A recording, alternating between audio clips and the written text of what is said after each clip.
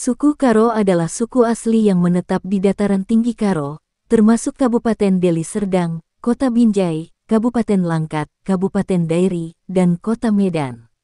Nama suku ini diambil dari nama wilayah tempat mereka tinggal, yaitu Kabupaten Karo.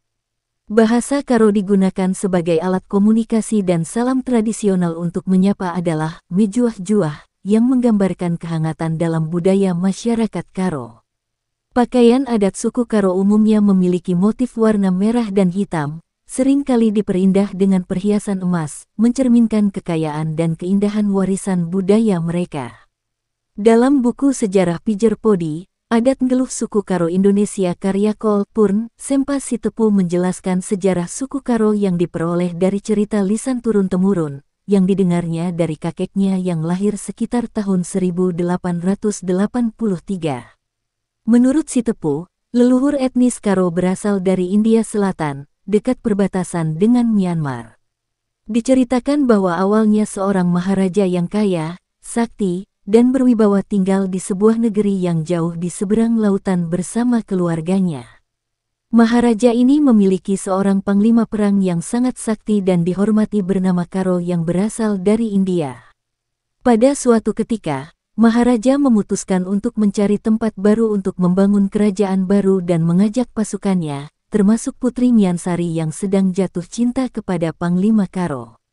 Mereka pun mulai berlayar dengan rakit buatan mereka sendiri. Namun, Miansari dan Karo terdampar di sebuah pulau yang tidak dikenal, sementara Maharaja dan rombongannya tidak diketahui keberadaannya.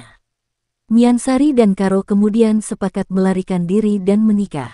Mereka melanjutkan perjalanan ke Pulau Perca, Sumatera, dan tiba di Belawan.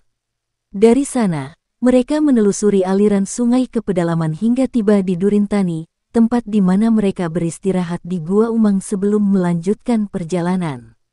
Karena merasa tempat itu belum aman, mereka kembali menjelajahi hutan dan mengikuti aliran sungai menuju daerah pegunungan.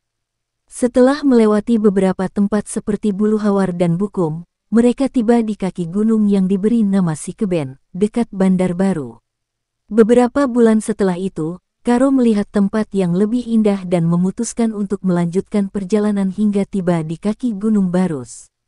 Tradisi Batak Karo, seperti yang dijelaskan dalam buku 7 suku di Sumatera Utara yang diterbitkan oleh Jejak Publisher, mencakup berbagai adat istiadat. 1. Rumah Begu. Tradisi ini dilakukan oleh para dukun untuk berkomunikasi dengan roh leluhur yang telah meninggal. Para dukun mengizinkan roh tersebut masuk ke tubuh mereka untuk mengetahui peristiwa yang terjadi pada masa lalu para leluhur. 2. Mengket rumah. Upacara untuk memasuki rumah baru agar rumahnya terhindar dari malapetaka atau hal buruk dengan cara mengadakan pesta atau ibadah di rumah barunya tersebut. Tradisi ini diadakan saat memasuki rumah baru agar rumah tersebut terhindar dari malapetaka atau kejadian buruk. Mengket rumah biasanya dilakukan dengan mengadakan pesta atau ibadah di rumah baru. 3. Cawir Metua. Tradisi ini dilaksanakan untuk menghormati orang yang telah meninggal pada usia tua dan sudah memiliki anak-anak yang semuanya sudah menikah. 4.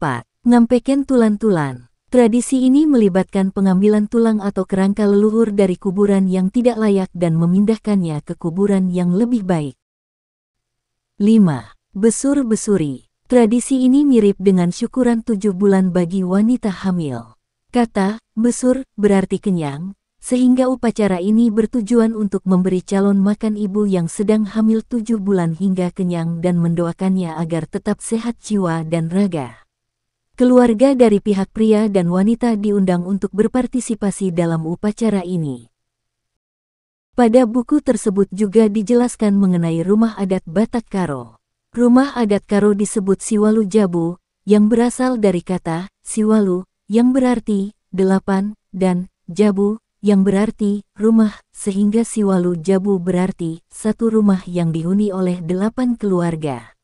Rumah ini memiliki panjang 17 meter, lebar 12 meter, dan tinggi 12 meter. Dinding rumah adat Karo tidak berdiri tegak lurus tetapi memiliki kemiringan 120 derajat. Rumah ini dibangun menggunakan berbagai bahan seperti kayu, bambu, dan alang-alang, dan didukung oleh 20 tiang pondasi kayu yang berdiri di atas umpak batu. Rumah adat Karo berbentuk panggung dengan dinding miring dan atap yang terbuat dari ijuk. Biasanya, posisinya mengikuti aliran sungai di sekitar desa. Rumah adat ini dapat ditemukan di dataran tinggi Karo, Sumatera Utara, Indonesia. Berikut perbedaan pakaian adat laki-laki dan perempuan pada suku Batak Karo. 1. Pakaian adat pria. Dikutip dari buku Mengenal Rumah Adat, Pakaian Adat, Tarian Adat, dan Senjata Tradisional yang diterbitkan oleh penebar cipta, pria mengenakan tutup kepala atau sabe-sabe yang terbuat dari kain ulos mengiring. Ulos ragi hotang disampirkan di kedua bahu, dan kain sarung digunakan sebagai bawahan. Saat menikah, pengantin pria mengenakan baju teluk belanga dengan kain sarung suji sebagai bawahan. 2. Pakaian adat wanita. Wanita menyampirkan kain ulos sadung pada tubuh mereka, dengan ulos ragi hotang dililitkan di kedua bahu. Sarung suji turut mempercantik penampilan. Pada pernikahan, pengantin wanita mengenakan baju kurung dan sarung suji, serta didekorasi dengan mahkota yang disebut bulang. Perhiasan tambahan meliputi gelang dan kalung bersusun gajah meong. 3. Penutup kepala adat Karo. Suku Karo juga memakai penutup kepala baik dalam kehidupan sehari-hari maupun upacara adat. Saat pernikahan, mereka menggunakan bulang-bulang dan tudung, di mana bulang-bulang digunakan oleh pria dan tudung oleh wanita. Suku Karo memiliki warisan budaya yang kaya dan unik, tercermin dalam sejarah, tradisi, rumah adat, dan pakaian adat mereka. Sejarah yang diwariskan secara lisan dan berbagai upacara adat seperti perumah begu dan besur-besuri menunjukkan kedalaman kepercayaan dan nilai-nilai mereka. Rumah adat Siwalu Jabu dan pakaian tradisional yang indah, seperti ulos dan bulang, mencerminkan kearifan lokal dan keindahan budaya Karo. Semua elemen ini membentuk identitas suku Karo yang perlu dilestarikan untuk generasi mendatang.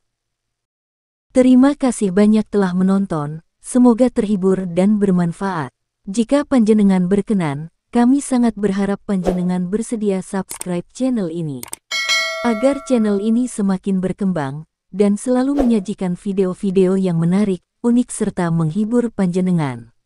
Akhir kata, Assalamualaikum warahmatullahi wabarakatuh. Sampai jumpa di segmen berikutnya.